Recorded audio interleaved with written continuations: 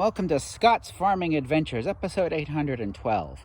Now, I wanted something to keep my gardening tools good over the winter, and so I saw this technique they talked about online where you take sand, you put oil in the sand and mix it up, and then you can leave your tools in there. And the idea is that you take bigger tools and dip it in and take it out. Smaller hand tools you can just leave in there, so they'll be ready, and the sand is an abrasion.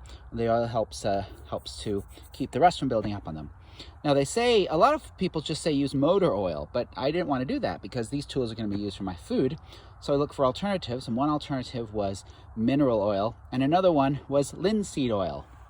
So they said to go and get some linseed oil, and they said to make sure and get the boiled linseed oil because you don't want it to harden. Normal linseed oil will harden. So I got the boiled linseed oil, mix it up with the sand, use it to clean all my tools.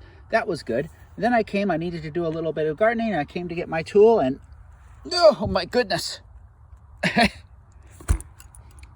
We have a brick.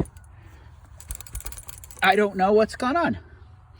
So I am a bit of a loss for words here as to whether I used too much oil, I didn't use enough oil, whether I used the wrong kind of oil. But clearly, this double boiled linseed oil and sand in whatever quantity I use to make this bucket does not create a nice bucket to take your tools in and out of.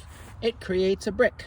So I will leave this here. If you have ideas, post them down in the comments below.